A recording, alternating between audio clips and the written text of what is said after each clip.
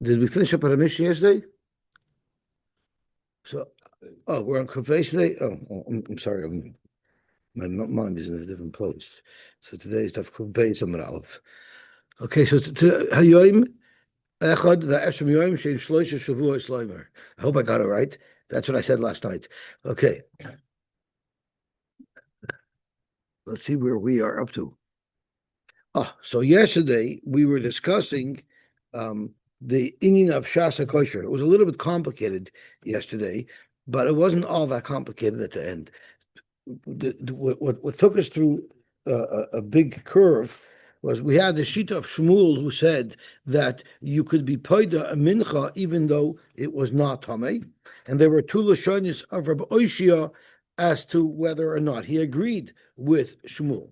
Then we had another Rabbi Oishia who told us that according to Rabbi Shimon, who holds that something that's osir ba'ana is not metama tumas oichlin, so pigol by mincha would not be metama tumas oichlin.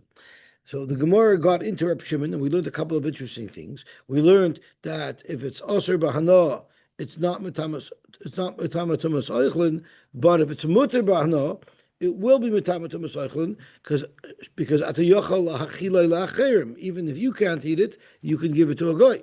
We learned that if it had a shasa kosher, it's also, even though now you can't do anything with it, but if it had a shasa kosher, there was a time where it was mutter to be eaten, so huadin, that would also make it that it should have tumas oichlin, and the Gemara discussed pigel bezrika versus pigel b'shchita, because pigel b'shchita would not have a shasa kosher, because the animal before it's shechted, nobody could eat it. It's ever menachai.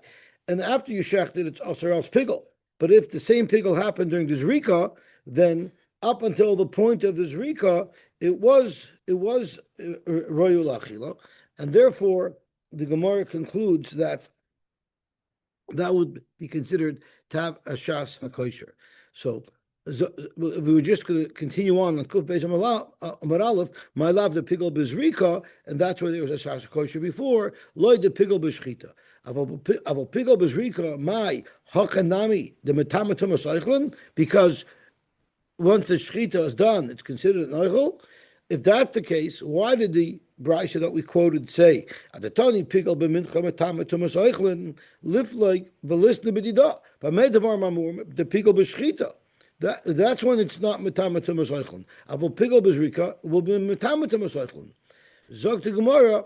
There's two cases that were mentioned in the brayso. There's pigel b'shchita, and there was pigel b'mincha. So by shchita it said ben b'kodesh kodesh and ben b'kodesh kalim.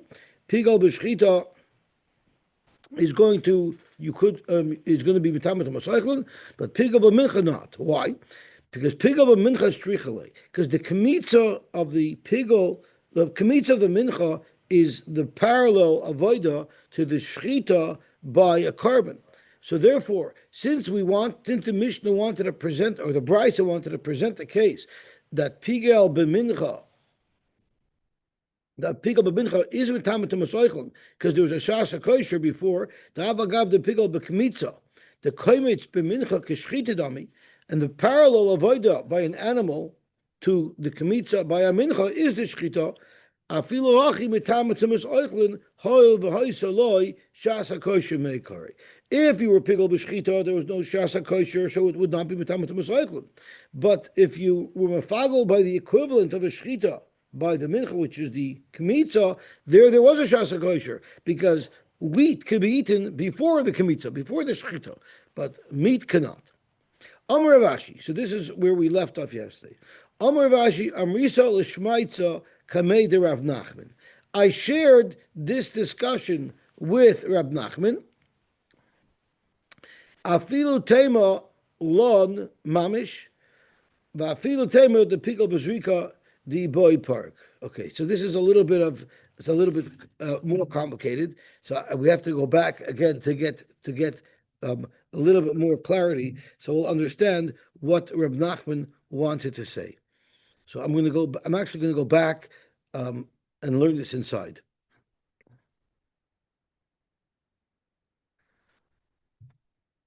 there was another issue of kolo oimid liftois kepadu dami as well. So I'm going to actually go back almost a half omid because it's going to be hard to get into this, and we have to have clarity. So I'm going to Meisvei Rab Shimon Omer on Kuf Aleph Amud Beis.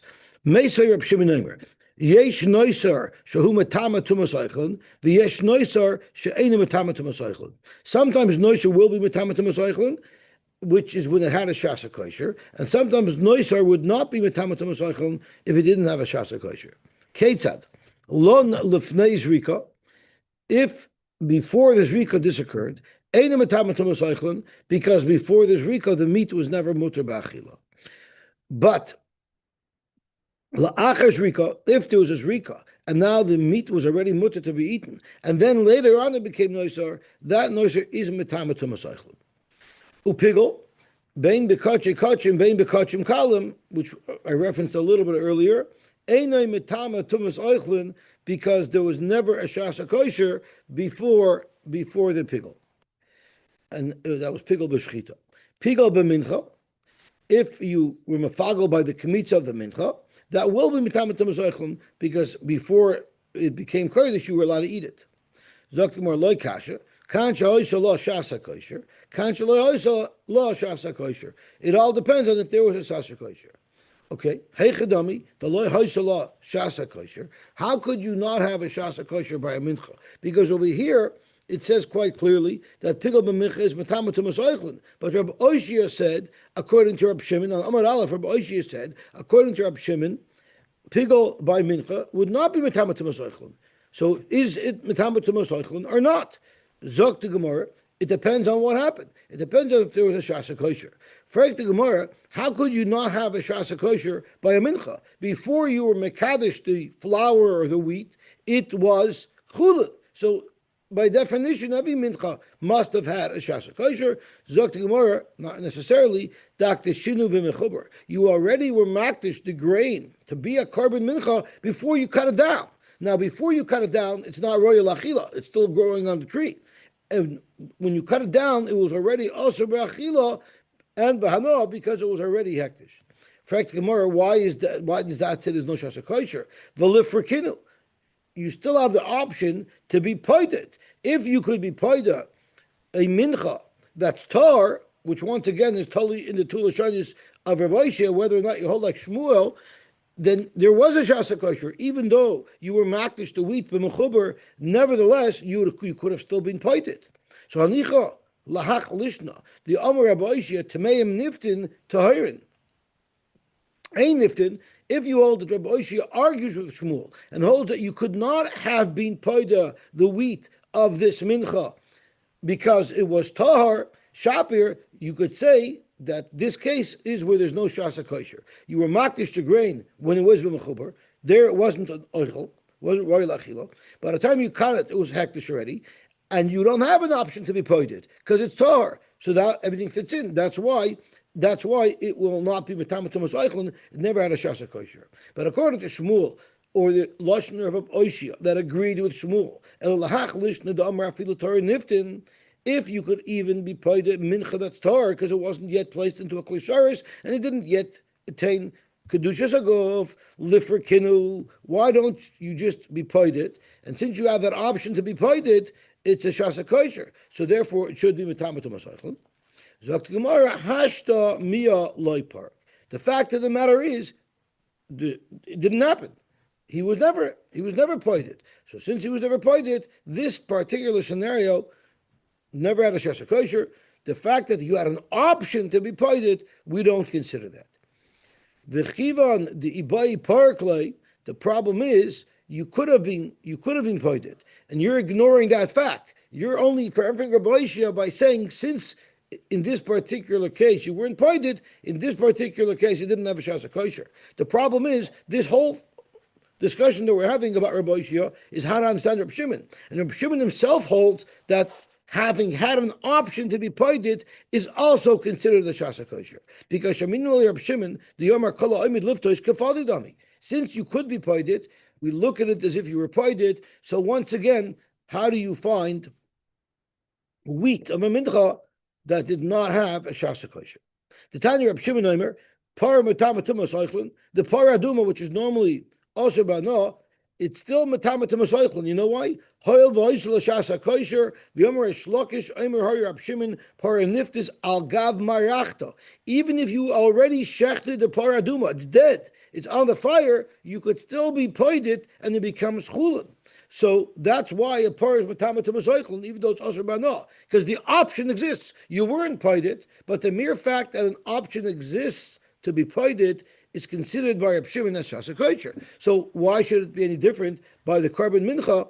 Even if you were Mekadosh mincha b'mechuber, the mere fact that you had the option to be poided should have made that it should be a Shasa Kosher. So Zerika Shver on the how could you say that a mincha that was pigel is not metamatum asaychun? There's a very big difference between a paraduma, where we'll say kala oimid liftois kapadutami, and a mincha which you won't say that. Bishlam para oimedes liftoisi. The para is oimedes liftois. You know why? Because the rule is she'im matzah acheres nohi mena mitzvah liftoisai. Elahani minachos mitzvah liftoisan.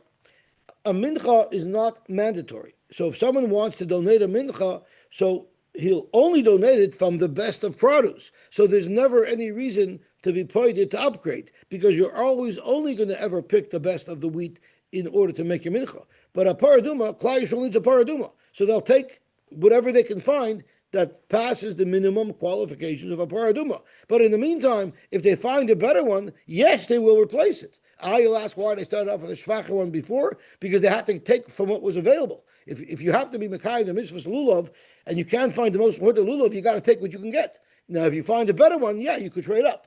So that's how it would work with the paraduma. But the mincha, which is completely optional, you would never have brought unless it's the best. So therefore, the paraduma is oimid liftois, but the mincha is not oimid liftois. Frag the Gemara, that's going to be a problem as well, because the halon lifnei zrika, we just discussed earlier that when it comes to noisar, if the zrika occurred and then it became noisar, so that's considered hoishel l'shasa kosher, because after the zrika the meat would have been edible. But if it was long before the zrika, the meat was never mutter to eat, that's called no shasa kosher. But based on your theory that kala oimed liftois kapadei dami, you should extend that to kala oimed lizroik kizark dami. So v'halon lifnei zrika, what if the zrika was never done? The mitzvah l'mizrake, you had a chiyuv to make the zrika, and the entire day while you're waiting for it to become nicer, you could have made the zrika, and you should have made the zrika. V'boizark vikatani. Yet we learned earlier in the brisa that it's not considered the shasa kosher. Why is that not considered shasa kosher? You had every option and obligation to make the zrika, and that would have given it a shasa kosher. And Reb Shimon holds if you had that option, that would be considered a shasa kosher. So how are you going to explain that? In fact, the only way you can explain a scenario of noiser that didn't have a shasa kosher is only if in this particular scenario it would have been impossible to make a zrika. When would that be? That's if someone waited until the very last moment of the day to make the shchita. And once the shchita was done, it was already past shkia, and it was too late. It was too late to make the zrika. So that's a scenario where lon b'fnei zrika did not have a shasa kosher, and therefore it would not be mitama tumas eichlin. They didn't run the Beis Hamikdash like they do the airport, that if you come less than an hour before your flight, you can't even check in. They let you check in, and they tell you to run, and if you don't make it, you don't make it. So there's no zrika here. But what if the shchita was early enough that he could have done zrika after the shchita before shkia? What are you telling me? That it would be metama tumas eichlin? So oy bezoi, our brisa only made the distinction if it was lon b'fnei zrika or lon lachar zrika. But even in lon b'fnei zrika, it would depend on whether or not you could have done the zrika. So at the tani lon la'achar zrika, that's the case of metama tumas eichlin. We could have even found the case of a lon lifnei zrika. That's metama tumas eichlin, and that would be if there was enough time to do the zrika, you just neglected to do it. lifloig b'dida. B'medavar mamurim shaloi hoisaloi shas shos b'yoim. Where do we say he didn't have a shas kosher and it will not be b'tama tumas oichlin? That's if the shechita was done so close to shkia that it was impossible to make a zrika. So you don't say kalayim with lizrek kazarik dummy, and that's where it's not metamatim azoichlin. But if he shechted 15 minutes before shkia, where he could have easily done the zrika before, that's called the shasa kosher, even though the zrika wasn't done because he could have done the zrika. So therefore metamatim azoichlin. Zog to Gemara hachanami ka'amar. That's really what the brisa means. When the brisa means lon b'fnei zrika, lon la'achar zrika, what it really means is lon kodim sheyira l'zrika. If it was lon, it doesn't mean kodim zrika. It means before it was even possible to have a zrika. Meaning, if the shechita was done right at the shkia, then einim etam etam because that in fact never had a shasa kosher, never even had the option to do the zrika. But la'achar sheyira l'zrika, even though the zrika wasn't done, it's going to be metamatum asoichlin, so that will be consistent with Reb Shimon's halacha that kol haroyu liftois kapadudami, kol haroyu lizroik kizarik dami. Okay, but we have another problem. V'apigel, one of the cases of the brisa of Reb Shimon that we quoted earlier on this summit was pigel pein bekachim kachim bein bekachim kalim, and it said that there's no shasa kosher, and therefore it's not metama tumas oichlin. But the problem is mitzvah lemizrke. So we're making an assumption, and the Gemara is going to make that clear, that where was the pigel done? By the zrika, he had a machshava by the zrika sadam of this carbon shlamim that he's going to eat it in 3 days. He's going to eat it chotas manai. But there, up until he made that zrika of pigel, this animal was royu to have a normal zrika. So according to Reb Shimon, that kol royu lizra kazarik dami, in the case of pigel bekachim by a behema, and the machshav of pigel was by the zrika, there was a mitzvah up until he made that zrika with a machshav of pigel. There was a mitzvah to do the zrika properly, v'boy zark, and he could have done the zrika properly had he not had the machshav of pigel. Yet the katani, why not? Why not? This had a shasa kosher. Before you did the zrika, you could have done the zrika properly. My love, the pigel bezrika. The case, let's say, is even if it was pigel bezrika, where up until that zrika of pigel, you could have done the zrika properly. So they had a shasa kosher. So why did Reb Shimon say over there that it's not metamet v'soichlin? Zok the Gemara loy the pigel b'shchita. The case there was the pigel was b'shchita. If the pigel was b'shchita, in fact, there was no shasa kosher, because before the shchita you can't eat the meat; it's alive. After the shchita, it's already possible. So therefore, that's an example of pigel by kachim or by kachim kalim. There's no shasa kosher. There's no tumas oichlin. Avo pigel b'zrika. So what would be the halacha taka if the machshav of pigel was by the zrika? My hachanami the metama tumas oichlin. So you're going to tell me that it's metama tumas oichlin. So then why is it that the brisa said by pigel b'kachim that's always going to be not metama tumas oichlin because you don't have shasa kosher? Where will I find an example of kachim, of pigel, where it didn't have a shasa kosher? I have to go to mincha. In the case of the mincha, we said it has a shasa kosher, and therefore it will be metama tumas oichlin. Why do you have to go to mincha? You could stick to pigel b'kachim itself, and pigel b'kachim itself also has a case where there's a shasa kosher, and where's that? That's where the pigel was by the zrika. By the pigel of the zrika, it had a shasa kosher. And that would have been a perfect example for the brisa to have offered of even pigel by kachim that had a shasa kosher. So at the tani pigel by mincha, metama to masoichlin, why go to a mincha? Even animals, gufa, lifloik, b'dida. But medavar mamurim, where we say there's no shasa kosher and it's not metama to masoichlin, the pigel b'shchita. If the machshav of pigel is by the shchita, aval pigel b'zrika, but if the pigel by the zrika, metama to masoichlin, it should be metama to masoichlin because of Reb Shimon's halacha that he could have done this zrika properly. Zokim are true. But the Tana wanted B'davka to tell us a case of pigel b'mincha, because there's a chiddush by pigel b'mincha that the Tana wanted to share with us. And what is that? Pigel b'mincha strichalei the avagav the pigel b'kmitza. Even though the pigel was by the kmitza, because that's really the only place to do the pigel by the mincha, and the koimetz b'mincha k'shchita dami, and we know that the parallel avodah from the mincha to the carbon is that the kemitza is connected to shchita. So normally by a shchita, there's no shasa kosher. The chiddush is the shchita of the mincha did have a shasa kosher before it because the wheat could have been eaten before it became kaddish.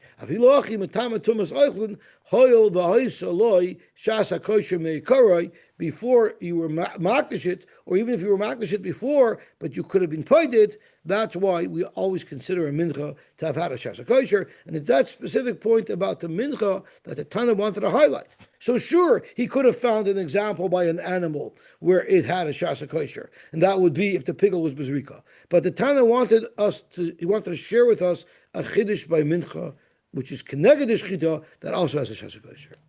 Okay, so Amar Abashi. Amrisa l'shemaitza kamei Rav Nachman. So I explained this Shakle V'taya and how he analyzed this Bryce and Rab Shimon. I explained it to Rav Nachman, and he said, "Afilu tema lon mamish." Even if you're going to say that the lon is lifnei zrika, lon lifnei zrika ula achas zrika, the katani la'el is lifnei zrika mamish.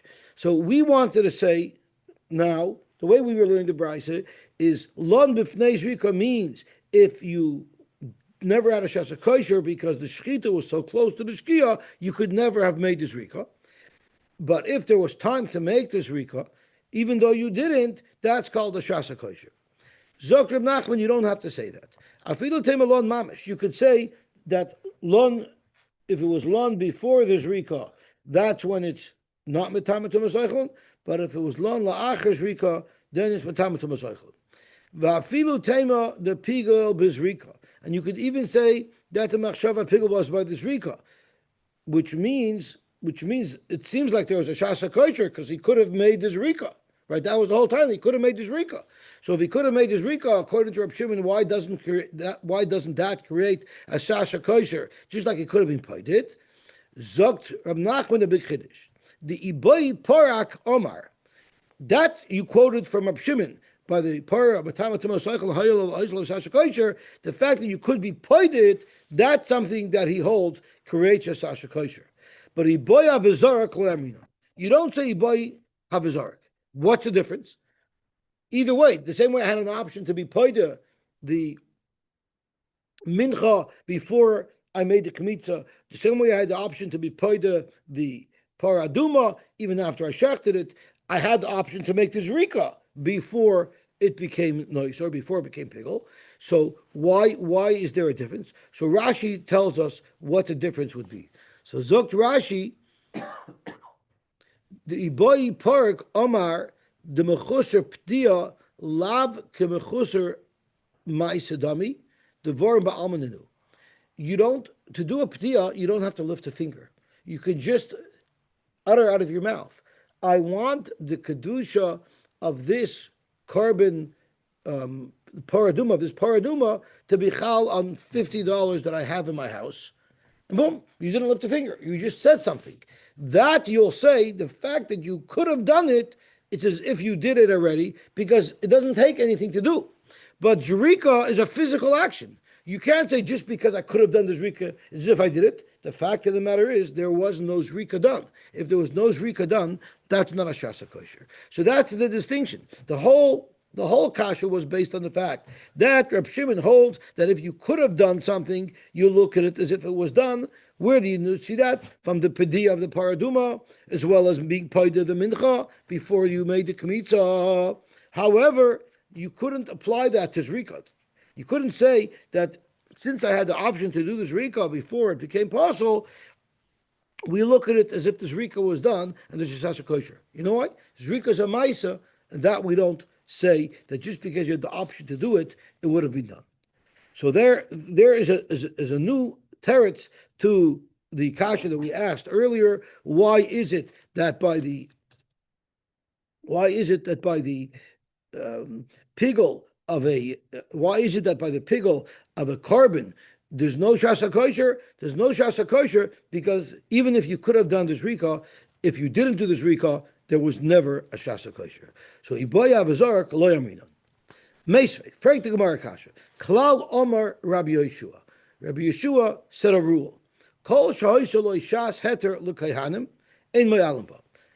Now the halacha is if something is kodesh b'kedusha shaguf and it was not yet released to humans, whether it's a kohen, whether it's a Yisrael, if you have enough from it, you're moil b'hektish, and there's special halachas of me'ilah, carrying b'chemish v'osham. There's a chiv kars b'mezid. So the halacha is if it had a shas heter l'kayanim, meaning if the Zerika was completed on the carbon and now it's a mutter for the kayan to eat, ein ma'alimba. You could not be moil in it even if something went wrong later that disallows you from eating it. For instance, if it became noiser. But if there was never a Zerika done and there was never mutter for the kahanim to have this meat, then there still didn't be my alamba. Ve'ezehu shas heter l'kayanim. What is the shas heter? Meaning shalona v'shenitma'a v'sheyotza. If the Zerika was made and the carbon was now released to the kayanim, and after that it became possible lina, or it became tamei, or it was yoytze from the azara, that's called a psul, but there was a heter l'kayanim preceding the psul. What's an example of not having a shas heter? Shenishchat chusl zmana. It was shechted with a machshav of pigel, the chusl koima, so that never had a shas heter l'kayanim, because once it's shechted with pigel, the kayanim will never ever be able to eat it. Or v'shekiblu psulim, or if the kabbalas adam was done through a zar, v'zar kostoma, or if a posula medrika, it never received a heter l'kayanim. That is the brisa. Katani mia, Reisha, the Reisha says, Shalona v'shenitmas v'sheyotza. These are three examples of cases that did have a shasa kosher. My love, lona mamish. Say what lina means is the whole carbon was lona, meaning not only was the meat lona, but the dam was lona, meaning no zrika was done. So let's say that the pashtus of the case of shalona was no zrika was done at all. And what does it say? Even though no zrika was done, it's considered a shas heter l'kayanim. V'hacha the boy habizarku. In the case of lon without zrika, he could have done the zrika. V'katani the ein mayalin, and clearly Rabbi Yeshua tells us that it's ein mayalin. So you see that not like what Rabbi Nachman said that when it comes to zrika, you don't say since I could have done it, I would have done it. Not, you don't say that because it's a ma'aseh. Clearly, the case of lana is a case where you didn't do the zrika, and Rabbi Yeshua considers it to be a shas heter l'kayanim. So this contradicts what Rabbi Nachman just told us, that for zrika you don't say that, because clearly here by zrika they are saying it. Zok to Gemara, that's not necessarily what it means. Maybe loy, it's re'uya lotzeis, re'uya l'tamei. And Rashi in his first lashon takes out these next words, meaning avalina mamish mai hachanami demayal. So the Gemara wants to learn, and this is a little bit complex. I'm going to learn it according to the simplest version of Rashi. So let's have a look. What does it say here? What's the example of shas heter l'kahanim shalona v'shenitmas v'sheyata? And what this means is that the entire time that it could have been eaten, there was no other psul besides lana nitman sheyatza. So let's have a look. If the zrika was not done, because that's what the Gemara wants to suggest. Shalana means even without zrika. If you want to suggest that the zrika was not done, well then, guess what? When is the deadline to do the zrika? The deadline to do the zrika is the end of the day. But lana really means a whole night. But you can't have a psul of lina on the basar of a whole night if by the time nightfall came, it was possible already. Nitmas, you can't have a psul of nitmas all night long till the next morning through the entire time that you can eat it. You know why? Because it was already possible because there was no zrika done. The same thing with shiatza. So what they want to learn is royu lotes. It was royu to become possible machmas one of these psulim for the entire period of time, meaning until the morning, which means that there could not have been any other problem here. So the zrika must have been done and therefore the psul is only the fact that it was yotzis, or only the fact that it became tamei. So once again, this brisa must be speaking where the Zerika was done. That's why it's heter. So it's no longer Shver Reb Nachman, because Reb Nachman said only if the Zerika was done is a shas heter, and that's how we could learn pshat in this brisa. Frank Gemara, if that's pshat in the brisa, then the wording of the brisa is wrong, because the brisa said kol shahoisa loy shas heter. Hoisa loy shas heter has a mashmois that you didn't do anything, you didn't do the Zerika yet, but you have the option to do the Zerika. But the way you're learning now in this brisa, you actually did the Zerika. So what it should have said was, "Hi kol shahoya loy shaseter l'kohanim, v'chol shaloya loy shaseter l'kohanim," which is what the brisa actually says, is incorrect. It should have said, "Kol sheyesh loy shas heter l'kohanim, ein mo'alim ba." It should have said if it actually had a shas heter. Why? Because you actually made this rika. So if it actually is mutter, if it's actually mutter l'kahanim, only then do you say that a psul that occurred later will make it that you shouldn't be moyel in it. So therefore, it must be that pshat in this brisa is that the Zerika wasn't done. And the pshat in this brisa is that the Zerika wasn't done, well then we have a problem with Reb Nachman. Because Reb Nachman said if the Zerika wasn't done, that's not called a shas heter. And this brisa clearly says if the Zerika wasn't done, you're not moyel, because it's considered yesh heter l'kahanim. Elo Amar Abashi, it's not a kasha, because me'ila tumakaramis. This discussion is regarding shaseter. Do we say there's a din me'ila or not? Our discussion is it considered a shaseter, and therefore is it considered an oichel to be metametem oichlin? There's two different sugis we're talking about. We're comparing the two because we're saying shaseter here is equivalent to shaseter here, but not necessarily. Maybe the shaseter that you need for me'ila is much simpler than the shaseter that you need to make it into an oichel. So therefore, Amar Bashi, Me'ila atuma karamis, you can't ask me a kasha from Me'ila to tuma. Me'ila mishim kedusha v'lav kedusha. It all depends on whether or not there was a kedusha zaguf. Lebasar de pagala kedushase. Once it's in a scenario where you could make a zrika, and therefore the grasp of the kedusha zaguf is no longer on it. We look at it like it's released to the kahanim, but my hadra rachvala. It's not going to come back. Once it's in a matziv where the zrika could be done, it's ois kedusha zaguf. I became pasal later, it doesn't matter. The kedusha zaguf is gone, it doesn't come back.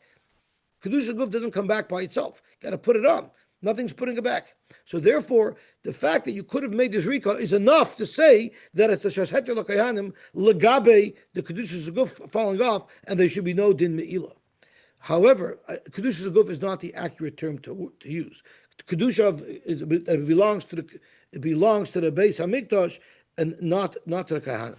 Once it's released to the kahanim, they just have to do zrika. That takes off the din me'ila and it won't come back by itself. But tuma mishum uchla v'lav uchlahi.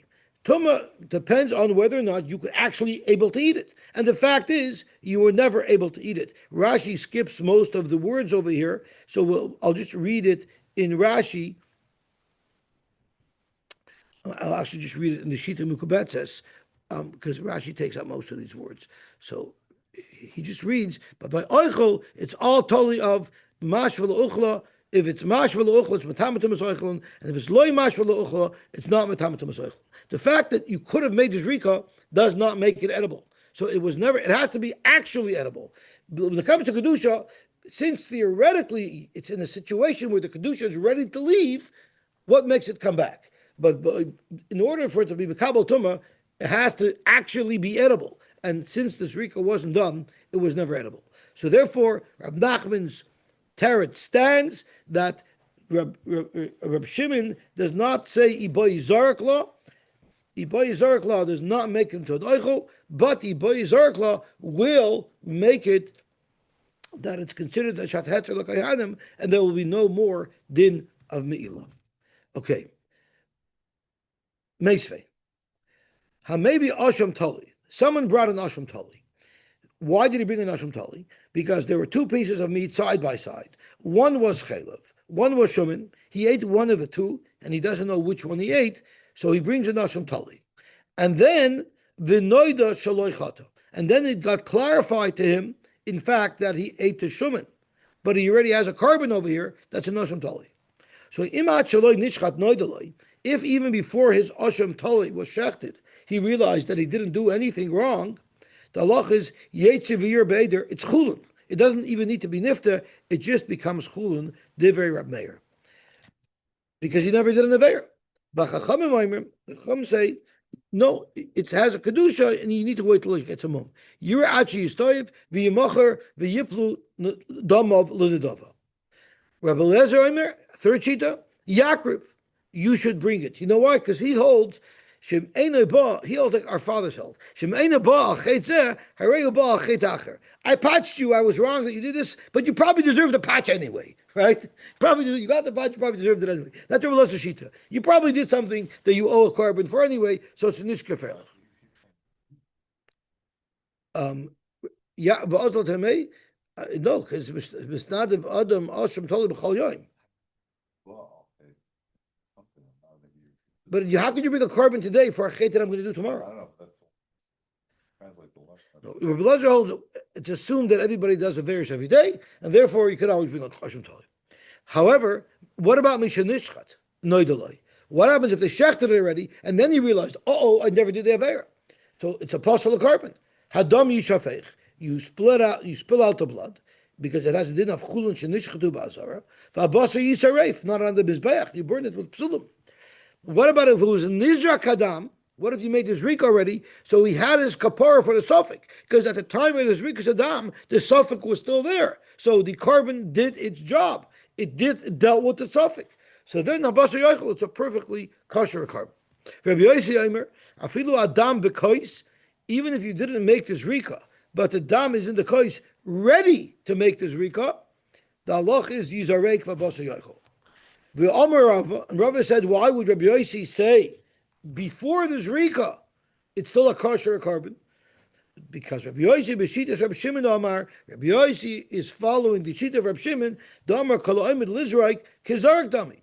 So it's klar, you see, you do say koloimid lizraik kizarik dami. A moment ago we said you don't say koloimid lizraik kizarik dami. Here we're seeing that you do say koloimid lizraik kizarik dami, and this isn't the gabe taking off the kedushas aguf. This is the gabe the carbon being kosher. The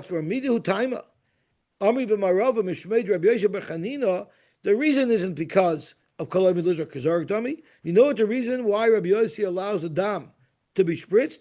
Hanu time Rabbi Yosy, the Kasavar Kleisharis Mikachines Absulim Lichatchila Likarev. Once the dam got into the Kleisharis protects it and says that even though technically this is apostle carbon, you still make this Zerika. So it's a whole new shita. It's not because it's because of a new shita that once the dam is in the keli and it got into the keli under the proper pretext, because at that point they still needed the kapara, it kashers the dam to make Zerika. Amalei Rab Ashi L'Rav Kahana. Mida Amar Rab Shimon Koloimid Lizraik Kazarik Dami. That means he would also hold Koloimid Lisroif Nami Kazarv Dami.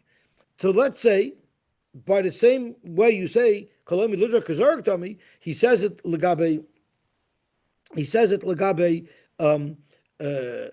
making it into an oichel according to the first pshat in our Gemara. According to Reb Nachman, he says it legabe the halacha of Me'ilah. So why did you say Koloimid Lisroif Kazarv Dami? Why would that be relevant? Noisar upara amay matamatum asoichlin. Noisar and para, we said, are matamatum asoichlin. Why? Because they had a shasa kosher. But why would they be matama? Why don't we consider them to already be burnt? Afra ba'alaninu. If you hold koloimet kedami, so say this is going to be burnt. You have to burn this. If you have to burn this, it loses its Torah's Michael because we look at it like it's already burnt. Like we say by Isurei Hana, alulav of Isurei Hana, you're not yoytze with. You know why you're not yoytze with? Because it's called michtash yurei. It doesn't have a shira. A lulav has to be 3 tefachim, and it's not 3 tefachim. What do you mean it's not 3 tefachim? I'm holding it, it's 3 tefachim. But since it's oimedly saref, We look at it like it's not in existence. So this as well, look at it like it's not in existence. Cannot be an oichel if it's not in existence. Omerlei chibas hakodesh machshirasan. There's another factor here that it's kachim, and therefore we don't say kalayim with lisrav kasarv dami by kodesh. Amal Ravina Ravashi nihida mahan yudu chibas hakodesh leifsulei degufei. I understand chibas hakodesh will be enough to say that even though it's not a food, it could be food, but likriye tame nami. So we just said a huge chiddush that even though it's considered burnt, it's still tame, and therefore you got to destroy it, right? It's called an it's going to be called an oichel, and it's going to be tame al tumas oichel. But the question is, let's say it's a tumas oichel, let's say it's a rishon. If it touches something else, would it be metama something else? In other words, al schibas hektish, we're considering this an oichel and it's tummy. But is it to the extent that it could even be metama something else? Or maybe this you got to burn because it's tummy tumas oichel. But to say that it could go be metama something else, do you say that as well? L'kriya tummy, that's where we say it. But l'kriya tummy nami lememni beirishim v'sheni, would that be as well? We lifsula gufei, I understand. Al tchibas hek hakodesh, we say that it's metama tumas oichel. But could it go now and be metama something else? Did we say it because of chibas hakodesh? Do we take it to such a degree that it's mamish like a regular piece of fruit? Zoktam or tifshait. Maybe we can be poished this shaila. The boy Rishlakish tzrid shel menachos. What if there was part of the mincha that did not get mixed with oil? Okay, so therefore it was never huchshul kabel tuma because it never came into contact with liquids. Remember, we said that a food has to come into contact with liquids before it's huchshul kabel tuma. So the halacha is, it does become tummy al tzchibus hakodesh. But the question is, moinin by risha v'sheni or ain't moinin by risha v'sheni? Rish Lakish had a shaila, could it be betama something else? So if we're going to say that it's also going to be able to make a Rishon V'Sheni by Noisar, which is Kesarv Dami, so that should be posted Rish Lakish Shayla by Tzrid Shal Menachos. So Dr. Gemara, no, it's not a raya. The two cases are not connected. Kimi Boile le Rish Lakish the Iraisa. Rish Lakish wanted to know if Midai Raisa it's Tameh. Kikar mean that we're saying that the Noisar becomes Tameh and could be Metame something else, that's only a Tumah D'Rabbanan. Rish Lakish wanted to know if it's actually a Tumah D'Raisa. What's the difference if it's Tumah D'Rabbanan or Tumah D'Raisa? Very simple. If you have to burn it, if you're allowed to burn it, if something's Tumah D'Raisa, you're allowed to burn it because that's the halacha of something that's Tumah. But if something D'Raisa is not Tumah, you're not allowed to burn it and destroy kachim. So you would have to wait till it rots and then you could destroy it. So we know for sure D'Rabbanan it's Tumah. The question is D'Raisa it's Tumah. So therefore, you would not be able to burn it. Oh, we're running late. We learned this Mishnah already, so this should go easy. Someone said, I'm a Kabbalah myself to bring a minchas machvas.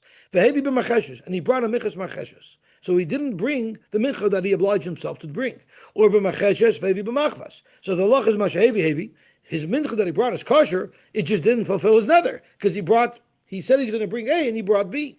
Lo yotza.